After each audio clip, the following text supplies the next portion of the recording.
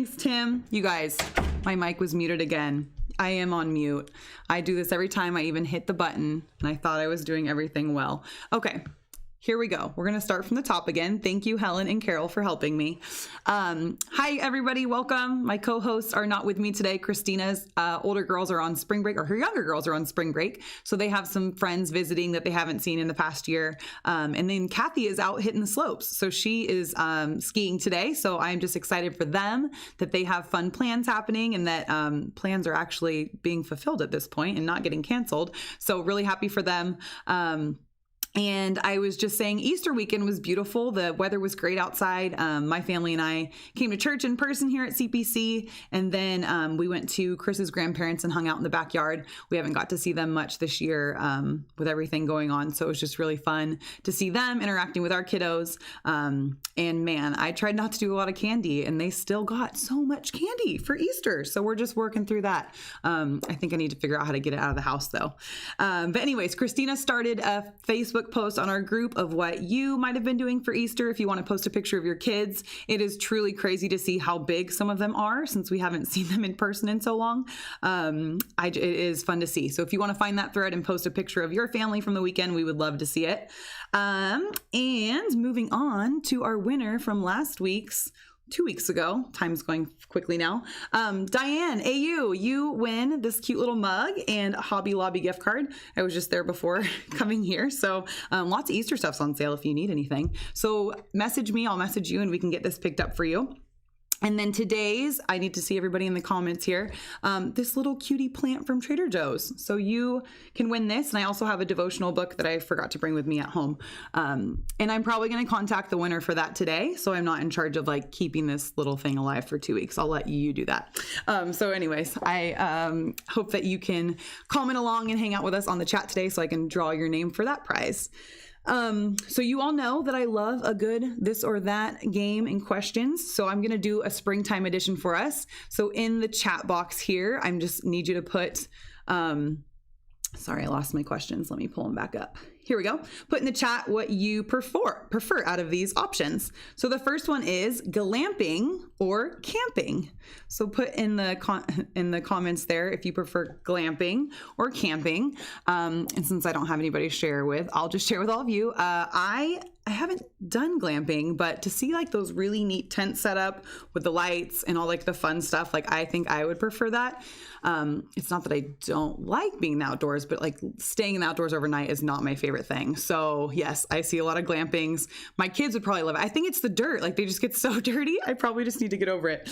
But yes, glamping is where it's at for me. Maybe when this is all done, we can do like a MOPS glamping like event. Like we could all go together. It'd be so fun. Nicole, neither. I prefer the Westin. You know, girlfriend, I am right there with you. That that's too good. Glamping. I used to love camping not with kids. Yeah. Maybe we can make these like mom version, like in a world that our kids are not coming with us. No. So the next one is picnic in the park or bonfire at the beach. So would you prefer a picnic in the park or bonfire at the beach? And I think for me, bonfire at the beach, there's just something about the smell and the s'mores and like the camaraderie when you get to all hang out by the water. That's what I would pick. So we'll see if a few answers come through for that. Picnic in the park, bonfire at the beach. My thing's just a little delayed. Here we go. Stephanie says bonfire. Yeah, it looks like lots of bonfires. Man, we have to plan some fun things when we can all hang out again. Because it sounds like we're all on the same page. We need a glamping trip with a bonfire is what I'm getting at here. Okay, so the next one is spring cleaning or garage sale. I mean, I guess you could spring clean and then like sell it in a garage sale.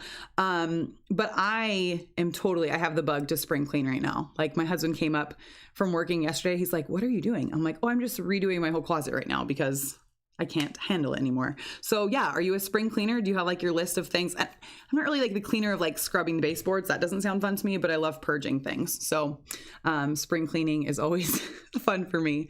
Garage sales, I just usually donate things or I post it for everybody here because I love passing things on. So spring cleaning, although it's not fun. Yeah, Erin said she'd go on a MOPS glamping trip. I would love it too. Okay, so the next one, would you rather have a barbecue with friends or just like work in your yard, garden in your yard?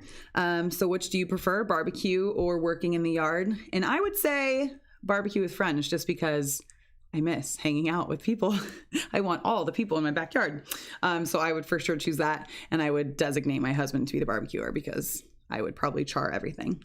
So yeah, let me know in the comments if you'd want to barbecue or if you'd want to garden, which sounds relaxing too. And then the next one, fly a kite or ride a bike. So would you prefer to fly a kite, maybe at our bonfire, or ride a bike to our bonfire? Which one would you prefer? I haven't flown a kite in a long time, but I just love a cute beach cruiser bike with the little basket in the front, maybe some, like go to the farmer's market, put all the stuff inside. I don't have a bike right now, but I feel like I would love that. That would be so fun. I did buy a scooter not too long ago. Addie is super into scootering and I'm like, you know what? I'm going to be so fun and I'm going to get one too. So I have like a really cute pink scooter that I wear my husband's bike helmet with. So I look a little crazy. But it's been fun scootering down the street. I'm like, man, I don't know how kids do this for so long because my legs were sore. Okay. And then the last one, I see lots of bike. You guys, this is going to be perfect. Okay. We'll ride our bikes. Stephanie, you bring the kite for us. And then we will all just hang out together. Okay. Iced coffee or cold soda? Which do you prefer? Iced coffee or cold soda? I'm not much of a soda drinker, but I'm not like a fan of iced coffee. I don't know what it is. I like my coffee to be warm in the morning. So, I would choose iced coffee over soda, I think. I wish maybe I would have put a tea option in there because Christina, since that last meeting, got me hooked on those Penelope teas. It's called the Costa, I think. It's like lime and blueberry mixed, like put together. It was so delicious. Okay. People like both. Some say soda, some say coffee. Yeah. Is it pop? I know, Erin, it is pop. People do call it pop. So yeah, perfect. Just bring your iced coffee or your soda to our glamping bonfire. Whatever you prefer is perfect. That was fun. I always like seeing what everybody chooses, and it seems like we are all on the same page here, that we're just ready to do something fun all together. Springtime. So with that, we're just going to move into a little time of reflection from this past year. MOPS sent out a really great email 2 weeks ago now. I think you all received it. And then I included the journal prompts in the email that I sent out to all of you this week. If you didn't have a chance to look at them or get to them, it's not a problem. I'm just going to put up a little meditation thing in a couple minutes so we can like take a deep breath and just look at the questions and reflect on them. And then you'll have a chance to chat with your group about them again today. But this is what the MOPS email said. And it just really felt like they were cheering us on as moms. Can you believe it's already April? Mamas, you have been doing this whole raising humans through a pandemic thing for an entire year. Cue any and all necessary feels as we take a moment to acknowledge this milestone. This past year will be printed in the history books. You made history, quite literally. Although life looks different for everyone, we have all experienced some form of loss. It's important to process how you have been impacted by this loss so you can move forward. We're doing fine has circulated through social media and out of the mouths of many parents. But everything isn't always fine, and that's okay. Effective action comes from quiet reflection. So here are just a few journal prompts that we sent out earlier this week for you to reflect on. Like I said, no worries if you didn't get a chance to look at them. I'll give you a few minutes now. I'm just going to put some soothing music on. If I don't come back on in 2 minutes, start pinging my phone because I might just close my eyes and relax for a little bit. But if you want to just look at the questions, I'll put them in the chat and just maybe focus on one or two so that you have some answers to share with your group. And some of them are deep from the past year, and some of them are just reflecting on the gratitude of all that happened. So I'm going to copy and paste those into the chat right now and turn on our lovely little music. So just enjoy a couple minutes of just soothing, quiet reflection.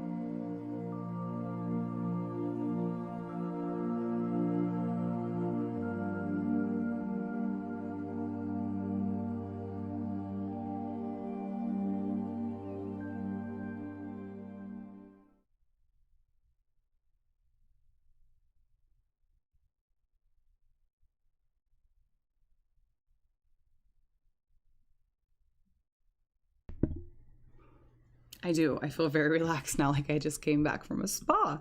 I hope that was relaxing for you as well. So the next thing we're going to do is super exciting. Just, think about those questions. You'll have time with your discussion group to go over those. I loved the one about gratitude, and just the one about what was the most normal thing you were doing before the shutdown last year. I'm like, oh my goodness. What was the most normal thing I was doing? Probably just going to the grocery store and walking in and not realizing that that was normal, and buying toilet paper like it wasn't a big deal. But anyways, that would be fun to hear what you were doing last year. And just anything that you've learned, any growth from this year. So I don't know if anybody saw yesterday on the MOPS International page, but they introduced our new theme for next season. So I'm going to just show what that theme reveal is for the next season. And it's just really fun to start looking forward and kind of dreaming about what our next season may look like together. And so, I'm just going to play what MOPS International played for us yesterday and a little introduction from Mandy Ariotto. And then you'll get to chat about the new theme with your groups again today. So without further ado, we will dive into the 2021-2022 MOPS theme for next year.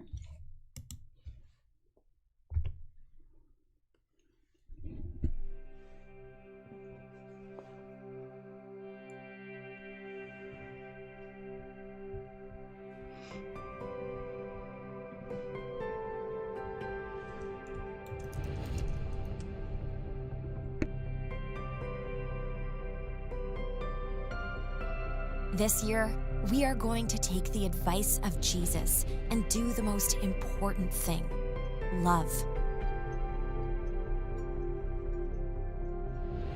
Love is powerful, contagious, and what we desperately need right now. Which is why we are declaring this is the year of going big, of embracing the power of love so that it starts to affect everything we do and everyone we meet. Things are shifting. Life is reawakening. This is our moment. We've got 25,915 days. Imagine what kind of impact we can create when we live them all for love.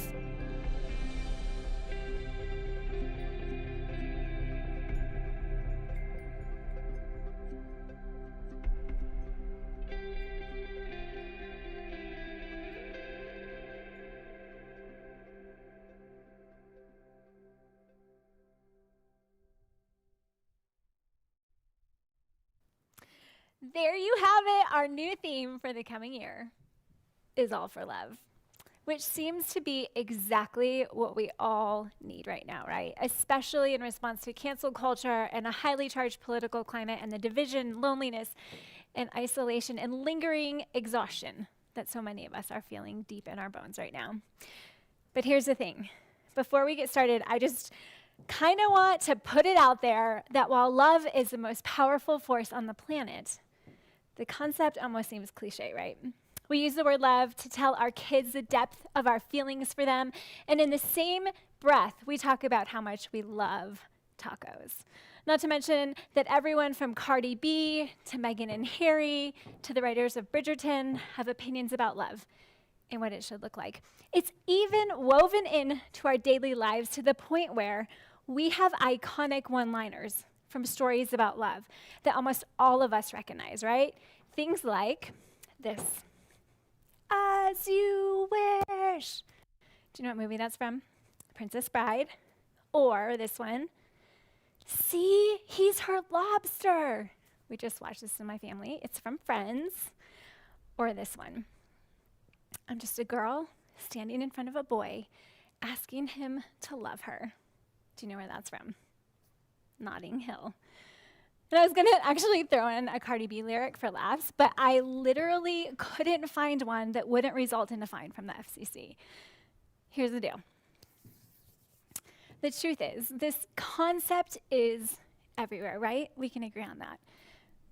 But what if we've gotten so familiar with it that we've forgotten how revolutionary and important love actually is? It's like in the Bible, where there's this story of a group of teachers who were debating which commandment was the most important.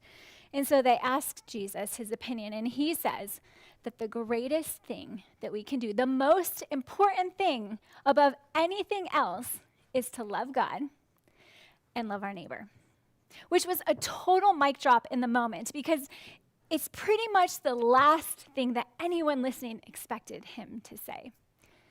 See, this whole concept was such a freeing and hope-filled change of perspective 2,000 years ago, and the same thing is true today. And so this year at MOPS, we are going to embrace God's love to the point where it starts to affect everything we do, right? The way we talk to our kids, the way we interact with strangers, the way we handle disappointments, how we celebrate victories and make decisions. And in order to do that, we're going to focus on 3 concepts that will help us live this idea out in practical ways. So first, we are going to walk in power. And this just simply means that walking in power is we're walking in power of who God says we are. Here's how it plays out. So I talk with a lot of women over the course of a year.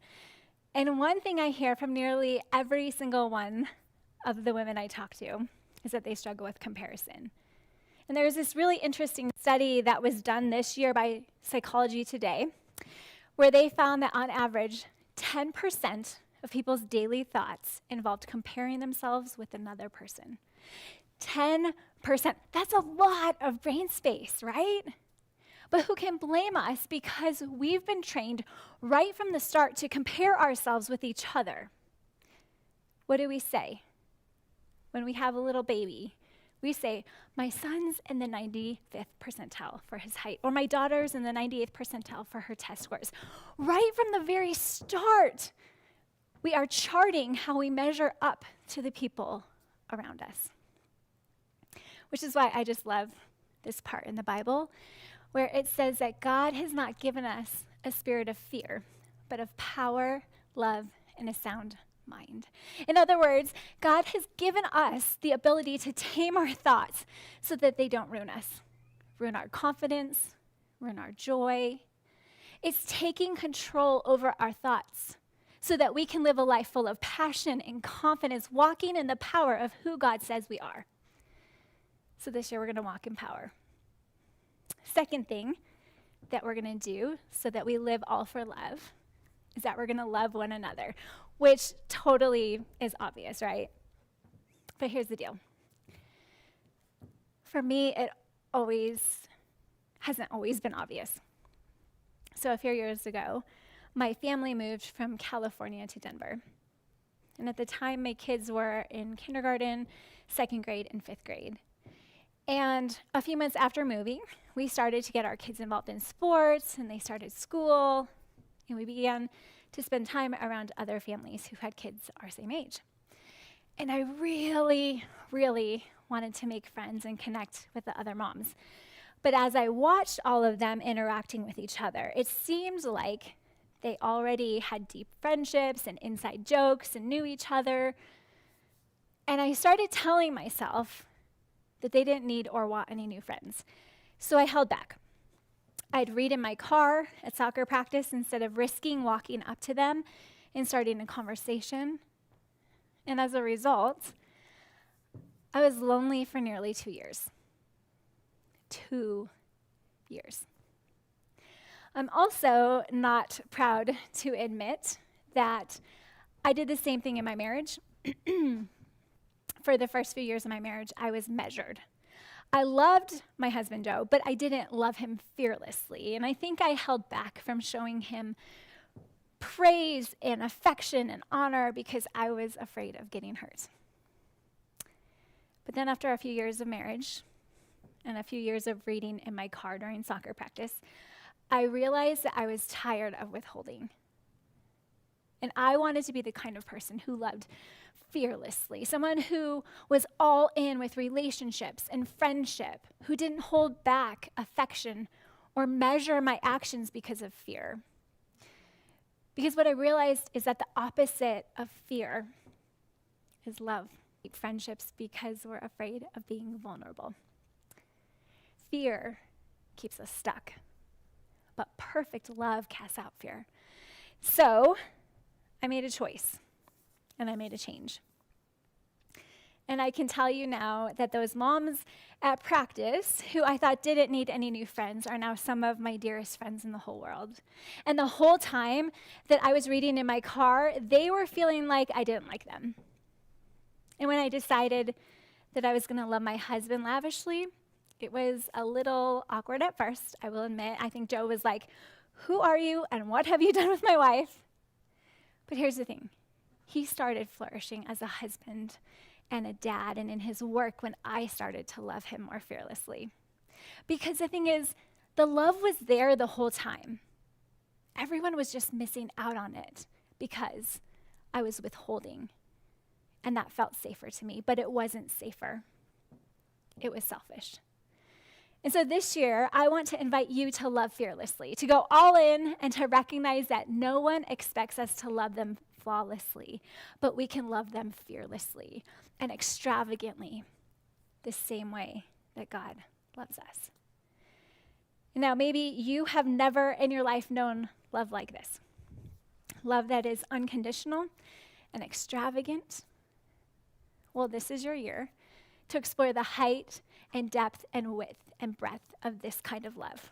It's waiting for you around your MOPS table, virtual or in person. And we are a sisterhood who's going to surround you and protect you and keep vigil for you, to show you love that sees the best in you and fights for the best for you. Because we have a God who shows us how it's done. And lastly, to wrap up, our third concept is make love your legacy. So other cultures are so much better at this idea of legacy than we are. They have a longer view where they see their impact having purpose beyond their own life. So are you familiar with this cleaning brand called Seventh Generation? I think I have the soap on my kitchen counter even at this moment. They carry it at Target and most grocery stores. Well, the name of it comes from a law from the Iroquois Nation that says when the elders make a decision for the tribe, they have to consider the impact of that decision on the seventh generation to follow. Legacy is generational impact, which is why it's essential sometimes, even when we have little kids at home, to look a little farther out and to decide how you want to be remembered and what matters most to you, so that we can ask ourselves the question, if I want love to be my legacy, how do I want to live today? And here's the thing, it doesn't have to be anything big. In fact, it usually starts in small ways. Make dinner in love, do your work in love, move through a traffic jam in love, disagree with someone in love, discipline your kids in love, engage in social media in love. It's these small moments. That's where legacy is born. And it's exactly what our theme verse focuses on this year. Where in 1 Corinthians 13, 4-7, Paul says, love is patient and kind. Love does not envy or boast. It's not arrogant or rude. It does not insist on its own way. It's not irritable or resentful. It does not rejoice at wrongdoing, but rejoices with the truth. Love bears all things, believes all things, hopes all things, endures all things. I cannot wait for this next year and the new things God is going to do. It's going to be a season of fresh starts and turning ordinary moments into extraordinary ones, because this is our year to live all for love.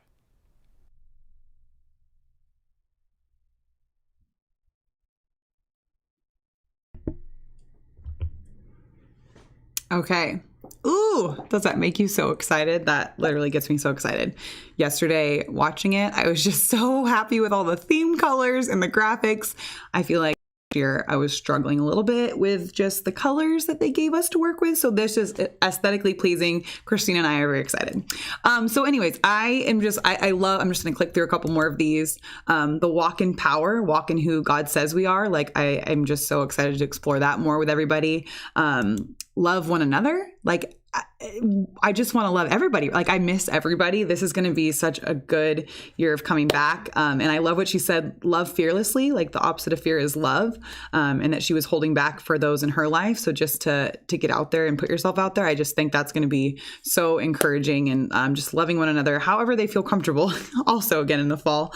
And then goodness, this one like made me tear up when I first heard it. Make love your legacy. So legacy is like a generational impact. And if I want love to be my legacy in my family, like what can I do today to make that happen? So I'm just really excited for this. I think it's going to be a really great year at MOPS, and to explore these themes more with all of you throughout the season is going to be really exciting. So I just have a few announcements before we hop, not a few, I have like a lot of announcements today before we hop onto our Zoom calls. There's 2 mingles coming up. So one is going to be a gardening Zoom call mingle, and that's on Thursday, April 15th at 3:30. So just our normal meeting time, but just an off week for MOPS. So Howie Hibbs is Jenny's husband and Heather's dad. He's going to give us a little garden tour, show us his worms that he does decomposting with. Yeah, that's how you say it. He'll give some tips for container gardening and just beginner gardeners. So if you want to join, he will gear it towards the younger kids at first, like preschool, elementary school, but stay plugged in, and he'll do a Q&A for all of us at the end. And he also has started tomato plants for all of us that want to join. So he has 30 little plants that he started from seeds that have begun to sprout.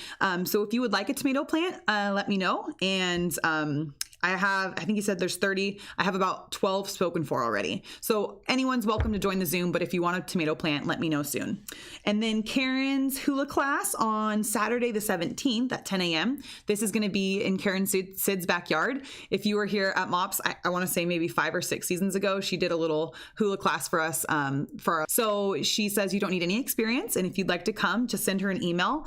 Karen, I think I see you commenting in the chat. So if you could just add your email for me, that would be so helpful. And then I will send out an email later today with all of this info of how you can join us. And Karen said she can fit about 8 safely in her backyard. So go ahead and let her know about that. So our next virtual gathering is going to be April 22nd. It's like our second to last meeting, you guys. I can't believe this year has flown by so fast. And we are going to welcome some dads to our meeting. We're going to do a dad panel, which I'm super excited about. Christina and I did volunteer our husbands. We're like, you guys, you get to join us. It's going to be great. And then we have a few other dads from the CPC staff here and a couple other dads just from the moms in our group. So I will announce all of them for the next meeting, and they're just going to give us some perspective from how they're doing this year and some encouragement for us. So I just know it's always good to hear from the guys. So I'm excited for that. And then our last meeting of the season. Do I go there? Yeah, 5-6. We're going to do an in-person park gathering, kind of how we kicked off the year. So we're going to do Pop by the Park and hand out some popcorn, some fun little things for you and your kiddos to do over the summer. So location is still to be determined. We will do it at 3:30, our normal meeting time. So you can just drive by and we can hand you your treat, or if you'd like to get out and just mingle, let your kids run around on the grass, whatever you feel comfortable with. We're just really excited to see you as we head into summer.